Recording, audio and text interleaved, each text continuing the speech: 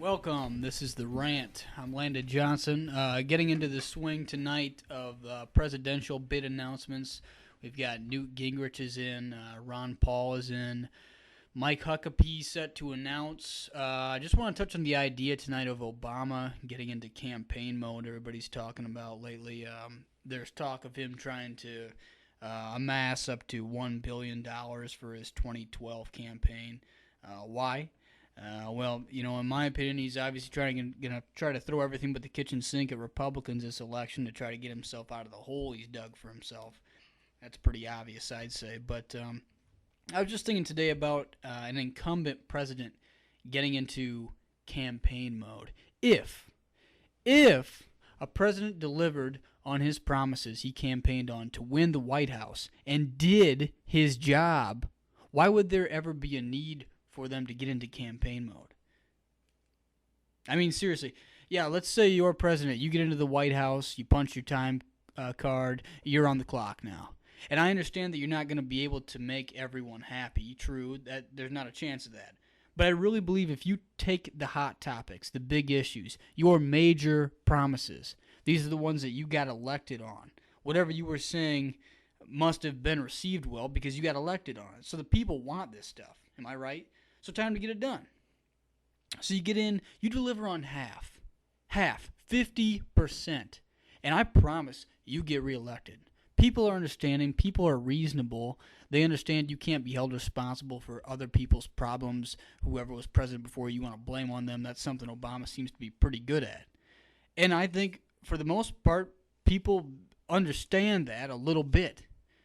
And they also understand you can't cure a nation's worth of issues in 4 years. But if you're putting forth an effort, if you're trying your best and showing signs of improvement, people will be happy. And really, honestly, that's sad. If I'm right, if you agree, consider how easy, and I'm putting that in quotes, easy. I say that in context of the point I'm making here. Imagine how easy the job of president is.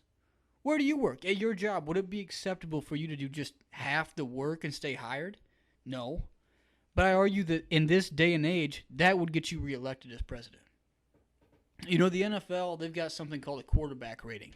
Now, this is formed mathematically through some stats, and he's given a number or a rating basically to evaluate performance. Now, I think that's what we need. I think we need a presidential rating. We need some type of rating that can be gauged, and I would say if you aren't at an acceptable level after 3 years, you aren't even allowed to announce a re-election bid. Let's not even give the chance of him or her holding office for another 4 years. And yeah, you know where I'm going with this. I mean, Obama wouldn't even come close to making the cut. You mess up as bad as this guy, and he should be looking for a new job. You screw up just this much, you'll be flying a cargo plane full of rubber dog shit out of Hong Kong.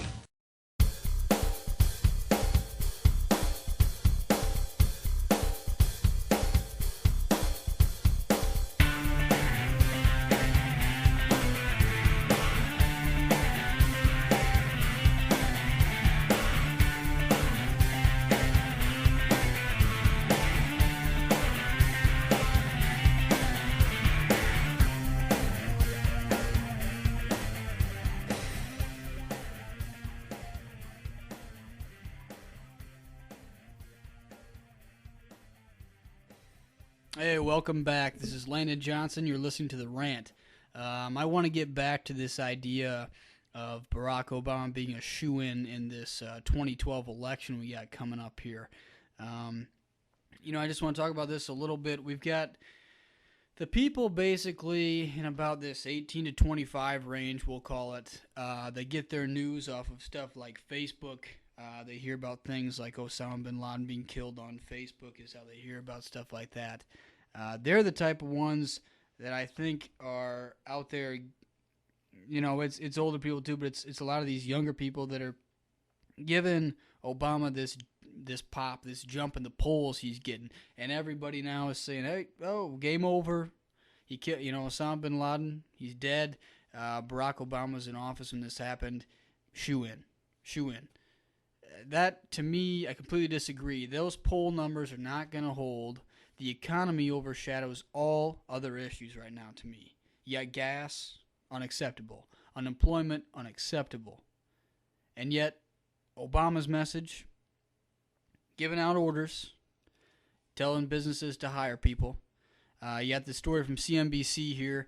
Obama in a town hall setting saying that businesses need to step up and start hiring people. He goes on to say that businesses and banks that reaped the rewards of extraordinary measures to pull the country out of a deep recession have a responsibility now to invest hordes of cash into U.S. jobs. Now, what he's referring to here by extraordinary measures to pull the country out of a deep recession, that's the stimulus there that we're talking about, those extraordinary measures. And it's the business's responsibility to invest hordes of cash into U.S. jobs. You know, you're right on that, Mr. President. It was hordes of cash. But who did this cash go to? What types of businesses did this money flow into? Big car companies to bail them out. Huge banks to bail them out. We got mega companies, big companies worth billions of dollars and then given billions of dollars. Now, what types of businesses supply the most jobs? Does Barack Obama know? Probably not. He hasn't run one. He's got nothing to ever do with one. Community organizer, no background. But anybody that does have a background in economics, or anyone that even has a decent amount of common sense about economics and how jobs work, know that small businesses are the engine. It's small businesses, Mr. President. And all you need to do is hop onto the SBA site. That's a Small Business Association. You get some quick facts that prove the point. Stuff that's, been told before. But basically you got, small businesses employing just over half of all private sector employees. They've generated 64% of net new jobs, which Obama always wants to talk about, these new jobs. You got to get new jobs. 64% of all net new jobs in the past 15 years have been made by small businesses. And you've got small businesses produce 13 times more patents per employee than large patenting firms. And it goes on to say that these patents are twice as likely as large firm patents to be among the 1% most cited. Most cited, I take that as meaning that basically most used, most popular, most likely to be successful. And these are driven by small businesses. I run a store here in Northeast Iowa with my dad. I don't remember us, that's a small business, I don't remember us getting a check from the government. There's a lot of stuff, we would love to hire some new people. I'd love to hire some new people. We got a lot of projects we'd like to do, but I don't remember getting a check. Now, if you want me to reinvest, send the cash over. I didn't agree with the stimulus in the first place, but if you're going to do it and you want that to even have an ice ball's chance in hell of working, you probably want to send that money to some small businesses and get them to try to grow their business.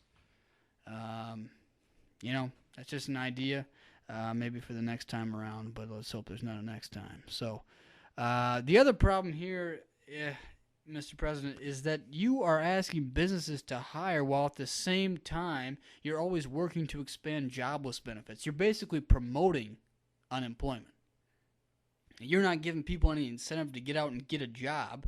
I hate to call people deadbeats, but there are deadbeats out there. The only way you're ever going to get somebody to finally do it, procrastinators, we'll call them, is to basically, they got to run out of time. Procrastinator puts it off. Well, you keep extending the deadline, they're going to keep waiting. It's like in school, if the teacher knows you're not done, make you hand in your homework, they tell you it's due tomorrow, you're going to do it.